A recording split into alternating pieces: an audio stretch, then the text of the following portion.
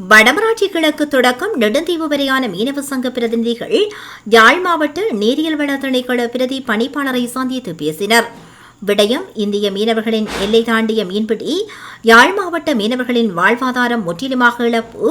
அண்மை நாட்களாக நாகப்பட்டினம் காரைக்கால் மீனவர்களின் இழுவை படகுகள் கரையை அண்மித்து மீன்பிடியில் ஈடுபட்டு வருவதாகவும் இதனால் மீனவர்களின் வாழ்வாதாரம் பாதிக்கப்பட்டுள்ளதாகவும் தெரிவிக்கப்பட்டது. நான் யாழ் மாவட்ட கடற்தொழிலாளர் சம்மேளனத்தின் தலைவர் கதைக்கிறேன், அந்தோனி பிள்ளை மரியதாஸ்.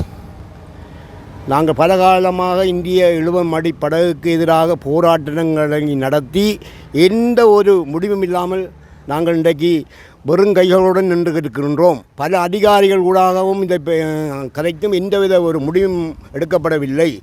தற்பொழுது நாங்கள் யாழ் மாவட்டத்தில் உள்ள அத்தனை சங்கங்களும் சேர்ந்து ஒரு பாரிய போராட்டத்தை இந்திய இழுவமடி படகுக்கு எதிராக நடத்த திட்டமிட்டுள்ளோம். அது 12ஆம் தேதி வெள்ளிக்கிழமை காலை 8 மணிக்கு திணைக்களம், அதாவது யாழ் மாவட்ட கடற்தொழிலாளர்களின் திணைக்களம் ஏடி ஆபீஸில் இருந்து கச்சேரி வரை அந்த ஊர்வலம் சென்று அங்கு கச்சேரியை மறைத்து எமது மக்கள் போராட திட்டமிட்டுள்ளார்கள். இதை நான் தலைமையாக நின்று இந்த இடத்தில் அறிவிக்கிறேன். மீதியை என்னுடைய சங்கங்களின் தலைவர்கள் மீதியை உங்களுக்கு சொல்வார். வணக்கம். நான் மண்டதீவு கடற்தொழிலாளர் சங்கத்தின் செயலாளர் நீனா சீமோன் ததேவு கதைக்கிறேன். நாங்கள் இதுவரை காலமும் கடந்த காலங்களில் பல போராட்டங்கள் செய்து எவ்வித முடிவும் எங்களுக்கு கிடைக்கவில்லை. இம்முறை ஒட்டுமொத்தமாக வடபகுதி முழு மீனவர்களும் இன்று கடலில் இறங்க முடியாத நிலை ஏற்பட்டிருக்கின்றது. நாளை எங்களுடைய குழந்தைகளுடைய எதிர்காலம் மிகவும் பாதிக்கப்பட போகின்றது. பிள்ளைகளுடைய எதிர்காலத்தில் கல்வி முழுதாக தடைப்பட போகின்றது. அன்றாடம் கடலிலே மீன் பிடித்து சாப்பிடுவதற்கு கூட வழியில் கடலில் இறங்க முடியாது. ஒரு நாள் 3 நாள் வந்த படகுகள் இன்று வாரம் 6 நாளும் வருகின்றார்கள். அப்போ நான் 6 நாட்களும் வருகின்ற போது எங்களால் ஒன்றும் செய்ய முடியாது. வடபகுதி மீன் ஒட்டுமொத்தமாக முல்லைத்தீவில் இருந்து மன்னார், தீவகம், வடமராட்சி, கிளிநொச்சி ஆகிய 4 மாவட்ட மீனவர்களும் ஒட்டுமொத்தமாக பாதிக்கப்பட்டிருக்கிறார். ஆகவே இதற்கு நாங்கள் எதிர்வரும் 12ஆம் தேதி செய்ய உள்ள எங்களுடைய போராட்டத்திற்கு அனைத்து சங்கங்களையும் உங்களுடைய ஆதரவை தருமாறு கேட்டுக்கொள்கின்றோம். உதவி செய்ய இந்தியன் மட்டும் செய்யவில்லை, அதாவது எங்களுடைய நாடு அழிவடைந்திருக்கின்றது. நாங்கள் அதை வரவேற்கிறோம். அவர்கள் உதவி செய்வதற்காக இந்திய அரசாங்கம் மட்டுமல்ல, அநேகமாக 18 நாடுகள் முன் வந்திருக்கின்றது. அமெரிக்கா தொடங்கி சகல நாடுகளின் சிறிய நாடுகள் கூட எங்களுக்கு உதவி செய்கின்றார். அதை நாங்கள் வரவேற்கின்றோம். அதை நாங்கள் தடையில்லை. அது ஒரு நாடு பாதிக்கப்பட்ட அந்த நாட்டுக்கு இன்னொரு நாடுகள் உதவி செய்வது வளமை. அதற்காக எங்களுடைய வளத்தை எடுத்து எங்களுடைய மக்களுக்கு தருவதைப் போல நாங்கள் உணர்கின்றோம். ஆகவே இதை நாங்கள் ஏற்றுக்கொள்ள முடியாது. தொழிலாளர் கூட்டுறவு சங்கங்களின் சமாச தலைவர் அவன கனகசபை. இன்று நாங்கள் போராட்டம் ஒன்றை நடத்த வேண்டியுள்ளது. காரணம், இந்தியன் இழுவைமடி படகுக்கு எதிராக கடந்த காலம் எத்தனையோ போராட்டங்களை செய்து கூட இன்று எமக்கு ஒரு முடிவு இதுவரை கிடைக்கவில்லை.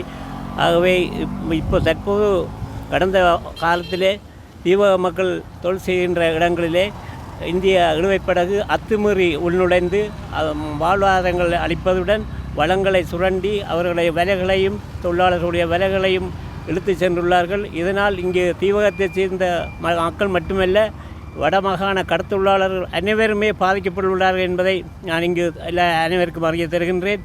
உடனடியாக இந்த அரசாங்கமோ இல்லாட்டி மீன்பிடி அமைச்சோ இது தலையிட்டு எங்களுடைய தொழிலாளர்களுடைய வாழ்வாதாரத்தை பாதிக்காமல் இன்று அவர்களுக்கு உங்களுக்கு ஒரு முடிவான தீர்வொன்றை வழங்க வேண்டும் என்று நான் இந்த இடத்தில் கேட்டுக்கொள்கின்றேன்.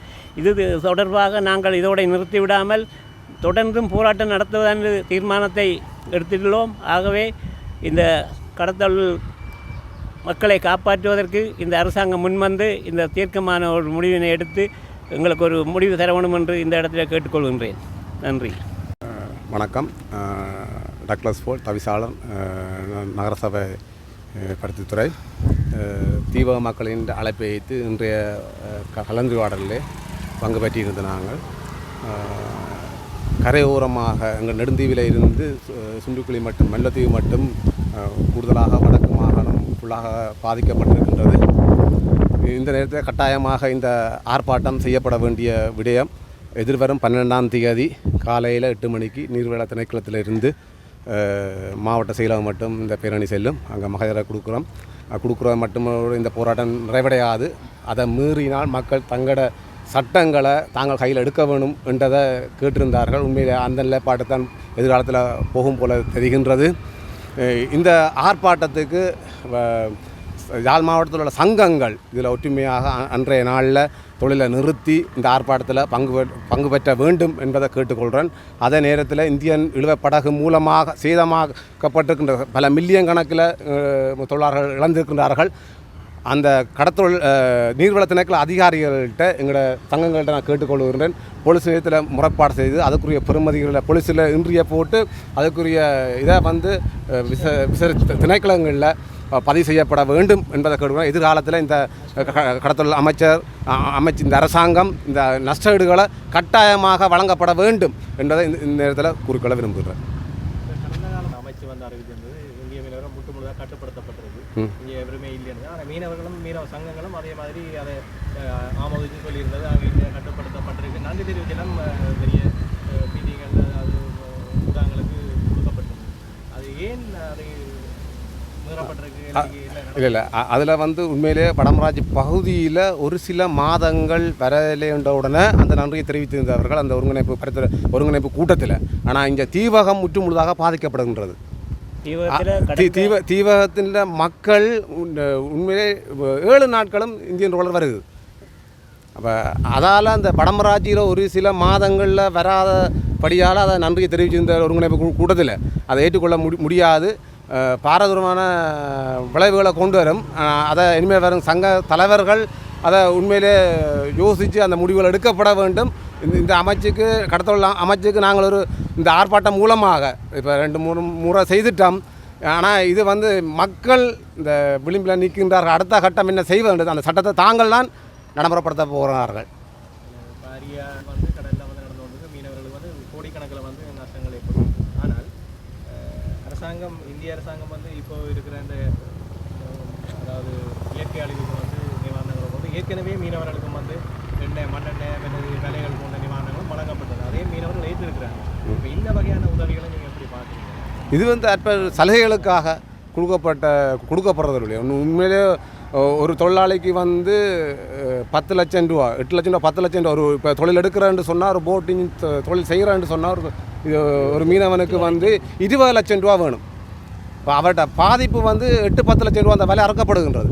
கண்துடைப்புக்கு மண்ணெண்ணையும் தந்து மானியம் தந்து மக்களை இப்போ அந்த மானியங்களை கொடுத்து எங்களை மக்களை போய் காட்டலாம். இனி வருங்காலங்களில் அப்படி போய் காட்டலாம். உண்மையாக அதுதான் சொல்கிறோம்னு சொன்னால் அந்த இழப்பீடை நாங்கள் சரியான முறையில் பதிவு செய்யப்பட்டு அந்த இழப்பீடு கட்டாயம் இந்த அரசாங்கம் வழங்கப்பட வேண்டும். அதை ஆணித்தரமாக சொல்ல விரும்புகிறோம். அந்த இழப்பீடு உண்மையிலே அந்த மீன சமூகத்துக்கு கொடுக்கப்பட வேண்டும் என்று வழங்கப்பட வேண்டிய கட்டாயம் அரசாங்கத்தால் வழங்கப்பட்ட மானியங்கள். நெடுந்தீவு அலையோசை கடத்தொழில் சங்கத்தின் உபத்தலைவர். எனது பேர் ஜேசுதாசன் சுதாகரன், 7ஆம் வட்டார நெடுந்தீவு. உண்மையிலேயே நாங்கள் இன்று இந்த எல்லா யாழ் மாவட்டம் தீவுப்பகுதி நயனாதீவு, அனலதீவு, ஒழுவதீவு, புங்குடுதீவு, பேலன, மண்டதீவு, அங்கால தென்மராட்சி இஞ்சால கடத்தொழில் பரித்துறை சைட்டு அங்கே மட்டும் எல்லா கடத்தொழிலாளிகளும் இங்கே ஒரு ஒன்று கூடல் ஒன்று நாங்கள் நடத்தி இருக்கின்றோம். இதோட இந்த இந்திய நிலுவப்படகு தான் எங்களுக்கு உண்மையிலேயே சரியான ஒரு பாரிய ஒரு பிரச்சனை. இது 40 வருட காலமாக, எனக்கு 43 வயது. ஆனால் நான் 23 வருட காலம்தான் இந்த கடத்தொழில் செய்கிறேன். ஆனால் எங்களோட தாத்தா அப்பாவின் காலப்பகுதியிலேயே இந்த இந்திய நிலுவப்படகுன்றது பெரிய ஒரு பிரச்சனை ஒன்று இருக்கிறது. ஆனால் நாங்கள் உண்மையிலேயே நாங்கள் 30 வருஷ யுத்தத்திலே நாங்கள் மீண்டு இப்போ நாங்கள் வந்திருக்கிற காலப்பகுதியிலேயே ஒரு அளவு கூட 15 வருடமாக அந்த இன்ஜின் போட்டில் வச்சு தான் நாங்கள் இப்போ தொழில் பார்த்து கொண்டு இருக்கிறோம். தொழில் பார்த்து கொண்டு இருக்கின்ற காலப்பகுதியிலேயே திங்கள் புதன் சனிக்கிழமையில் வந்த ட்ரோலர் இப்போ 7 நாளும் எங்களுக்கு வருகிறது. இப்போ இதில் நீங்கள் ஒரு விஷயத்தை கதைச்சிருக்கள் என்னென்னு சொன்னால், இந்த அரசாங்கம் பிடிச்சிருக்கிறது நன்றி தெரிவிச்சேன். உண்மையிலே நாங்கள் அதை பிடிச்சி தான் இருக்கீங்கன்னா இப்போ ஒரு மாத காலத்துக்குள்ளே இதோட அந்த பிடிமானம்ன்றது இல்லை. ஆனால் ராமேஸ்வரம் போட்டு உள்ளே வராமல் தான் இருந்தால் ஒரு மாதம். இப்போ 7 நாளும் காரைக்கால் மீனவர்கள், நாகா மீனவர்கள் என்று சொல்லி எல்லா போட்டுமே இப்போ உள்ளுக்கு நாங்கள் எங்கள் வாழ்வாதாரத்தை இழந்து உண்மையிலே நாங்கள் இருக்கிறோம். இதுக்கு எங்களுக்கு ஒரு கடைசியான ஒரு போராட்டம். நாங்கள் கடலில் ஏற்றின உயிர்வலை நாங்கள் கொடுத்துருக்கிறோம். கடலில் ஏற்றினையோ போராட்டம் செய்திருக்கிறோம். தர வழியில் நாங்கள் இவ்வளோ போராட்டம் செய்திருக்கிறோம்.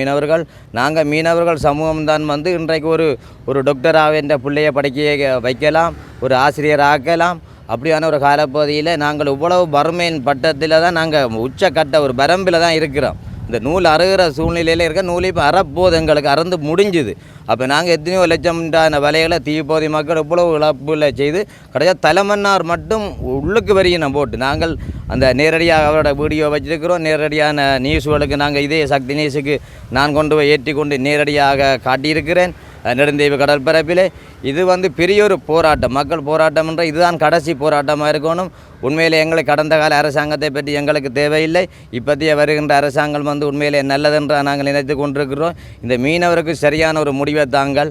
எங்களுக்கு இந்தியாவிலிருந்து உலக நாட்டிலேருந்து இந்த அழிவுக்கு எந்த நாடும் எந்த நாட்டுக்கும் உதவி செய்கிறதுக்கு அது நாட்டுன்ற பிரச்சனைகள். ஆனால் மீனவன்ற பிரச்சனை எங்களுக்கு அந்த சாமான்தாராக பருப்பு தெரியணும், சீனி தெரியணும், விலை தெரியணும் என்ற பிரச்சனை எங்களுக்கு இல்லை. இது நாட்டுக்கு நாட்டு உள்ள பிரச்சனை. எங்களோட மீனவர்களுக்கு உண்மையிலே இந்த பருப்பும் வேணாம், சீனியும் வேணாம், எங்களுக்கு எண்ணெயும் வேணாம். எங்களோட கடலை எங்களுக்கு நாங்கள் அரசாங்கத்துக்கு நாங்கள் கூடுதலான வரி கட்டுறோம். இதுதான் நாங்கள் கேட்டுக்கொள்ள வேண்டிய ஒரு விஷயம். என்னென்னா நாங்கள் உண்மையிலேயே நாங்கள் 30 வருஷத்தில் நாங்கள் ஒரு தலைவரை நாங்கள் பார்த்துருக்கிறோம். அடுத்த ஒரு தலைவரை நாங்கள் இப்போதைய ஜனாதிபதி அனுரகுமார திசாநாயக் அவர்களை தான் நாங்கள் உண்மையிலேயே கடவுள் மாதிரி பார்க்கின்றோம். ஆனால் எங்களோட மீனவர்களுக்கு இந்த வெள்ளிக்கிழமை 12ஆம் தேதி ஒரு போராட்டம் இருக்கின்றது. அந்த போராட்டத்துக்கு எங்களுக்கு ஒரு முடிவொன்று சரியான கடைசி போராட்டமாக இருக்கணும். எங்களோட மீனவர்கள் இனிமேல் பாதிக்காத அளவுக்கு நாங்கள் இந்த போராட்டம் என்ற கதைக்கே இடமில்லாத அளவுக்கு இந்த அரசாங்கம் எங்களுக்கு முடிவு தர வேண்டும் என்று கூறி இந்த வந்திருந்த அனைவருக்கும் நன்றியை கூறி விடைபெறுகின்றேன். நன்றி, வணக்கம். நான் பருத்தித்துறை நகர கடத்தொழிலாளர் கூட்டுறவு சங்கத்தின் செயலாளராக இருக்கிறேன். எங்களோட வடபகுதி மக்களுடைய ஒரு அரசாங்கத்துக்கு செய்திகளை கொண்டு போகிறதும் ஒரு பிரதிநிதித்துவப்படுத்தி அவருடைய வேலைகளை செய்கிறேன். நான் அண்டைய காலங்களிலே மக்கள் கேட்டதின்படி இதுவரை காலமும் ஒரு குறிப்பிட்ட ஒரு 3-4 மாதங்களுக்கு முன்பதாக இந்திய நிலுவைப் படகுகள் இங்கே வருவது மிகவும் குறைவாக இருந்தது. அந்த வகையிலே மக்கள் எங்களுக்கான ஒரு வாழ்த்தை தெரிவித்திருந்தார்கள். ஆனாலும் கூட இப்போதைய ஒரு சில மாதங்களுக்கு முன்பதாக இருந்து அதிக அளவாக வரலாறு இல்லாத அளவிற்கு அதிகளவான சேதத்தை விளைவிக்கும் வகையிலேயும் நிறைய மீனவர்களினுடைய வாழ்வாதாரங்கள் பறிக்கப்பட்ட நிலைமையிலையும் இருந்து வருகிறது. அதை நாங்கள் ஏற்றுக்கொள்கிறோம். ஆனாலும் கூட எங்களுடைய அரசாங்கத்திற்குரிய பேச்சானதிலே நாங்கள் சொல்ல இருக்கிற கருத்து என்னென்றால், நிச்சயமாக எங்களுடைய அரசாங்கம் இந்த இந்திய நிலுவைப் படகுகளுக்கு எதிராகத்தான் இருக்கிறது. ஏனென்றால் இது இங்கே மட்டுமில்லை, இலங்கையில் மட்டுமில்லை, இந்தியாவிலேயும் இந்த தொழில் சட்டவிரோதமான தொழில். அங்கேயே நீங்கள் பார்க்க போனால் தெரியும், இதுக்காக ஆர்ப்பாட்டங்களும் எதிர்ப்பு போராட்டங்களும் நிறைய நடந்து கொண்டு தான் இருக்கிறது. ஆனாலும் கூட இலங்கையிலேயே இருக்கக்கூடிய மீன் வளங்களையும் பார்களையும் மீன்கள் பெருகக்கூடிய இடங்களையும் மக்களுடைய தொழில்களையும் சேதப்படுத்தி முற்றுமுழுதாக அழித்து நாளைய இளைஞர்களோ எங்களுடைய இளைஞர்கள் இந்த தொழிலை செய்ய முடியாத அளவிற்கு சேதப்படுத்தி கொண்டு இருக்கிறார்கள் என்பது ஏற்றுக்கொள்ளக்கூடியதொன்று. அதனாலே இவர்கள் அனைவரும் கூடி மக்களாக திரண்டு சங்கங்களாக திரண்டு பெரிய ஒரு ஆர்ப்பாட்டத்தை ஒன்றை செய்ய போவதாக சொல்லி அரசாங்கத்திற்கும் இந்தியாவிற்கும் அதை காட்டி எங்களுடைய இழுவை மடி என்பது எங்களுடைய நாட்டிற்கு நாங்கள் எப்பொழுதும் ஏற்றுக்கொள்ளாத ஒன்று. நீங்கள் எவ்வளவுதான் உதவி செய்தாலும் நாங்கள் எங்களுடைய வளத்தை பாதுகாப்பது எங்களுக்குரியதே என்று சொல்லி இந்த மக்கள் இந்த ஆர்ப்பாட்டத்தை செய்ய முன்பதுக்காக நாங்கள் இந்த அரசாங்கம் பிரமுகர்களுக்கும் பணக்காரர்களுக்கும் வர்த்தகர்களுக்கும் இல்லை, இந்த அரசாங்கம் மக்களுக்கான. அதனாலே நாங்கள் மக்களோடு நிற்போம். எங்களுக்கான இந்த முடிவை மக்களுக்கு எடுத்து தர நாங்கள் மக்களோடு இணைந்து செயற்பட எப்பொழுதும் தயாராக இருக்கிறோம். அதே போல் இந்த மக்கள் செய்யக்கூடிய ஆர்ப்பாட்டங்களுக்கு நீங்களும் ஆதரவு செய்து அதற்கான வன்முறை இல்லாமல் ஒரு சமாதானமாக மக்களுடைய மத்தியிலே எங்களுடைய நம்பிக்கை நாயகனாக இப்போது தமிழ் மக்கள் மத்தியிலே இருக்கும் எங்களுடைய ஜனாதிபதி தோழர் அனுரகுமார திசாநாயக் அவர்களிடம் கேட்டு மக்கள் முடிவை பெற ஆவலாக இருக்கிறார்கள். அவர்களுக்கு பின்பாக நின்று நாங்களும் அதற்கான ஆதரவை தெரிவித்துக் கொள்கிறோம். நன்றி, வணக்கம். பெரிய விஷயம் நாங்கள் இலங்கையில் இருக்கிற மீனவ மக்களுக்கு அவர்களுக்கு தான் முக்கியத்துவம் கொடுப்போம் என்று தேர்தல் விஞ்ஞாபனத்திலே குறிப்பிடப்பட்டிருக்கு. அதை மீனவர்கள் வரவேற்றிருந்தார்கள். அந்த நேரம் அதை வைத்து தான் மீனவர்கள் இந்த அரசாங்கத்தை கொண்டு வந்திருந்தார்கள். அதற்கான ஆதரவை கூட வழங்கியிருந்தார்கள். ஆனால் அந்த தேர்தல் விஞ்ஞாபனத்தில் சொல்லப்பட்டதுக்கு அப்பால் இன்று மக்கள் அந்த விடயத்துக்காக போராடுகின்ற ஒரு நிலைமை ஏற்பட்டிருக்கிறது. ஏன் அந்த அரசாங்கம் அந்த நிலைமைக்கு விட்டு சென்றிருக்கிறது? தேர்தல் விஞ்ஞானத்திலேயே சொல்லக்கூடிய மாதிரி எங்களுடைய அரசாங்கம் இதை முற்றுமுழுதாக நிப்பாட்டுவோம் என்று சொல்லித்தான் வந்தார்கள்.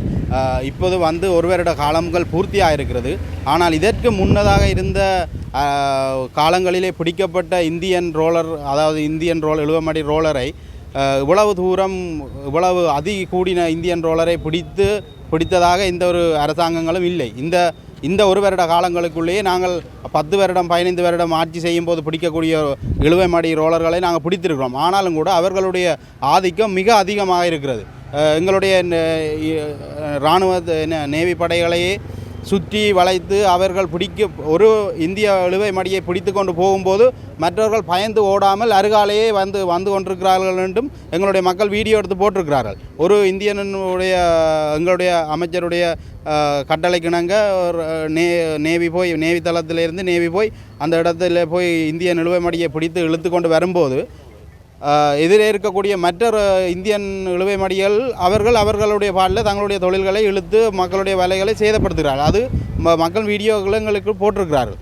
அந்த வகையிலே பார்க்க போனால் இதுக்கான பாரதூரமான ஒரு கடினமான ஒரு செயற்பாடுகள் எடுக்க வேண்டிய நிலையிலே இருக்கிறது. அதற்கான பேச்சுவார்த்தை நடந்து கொண்டு இருக்கிறது.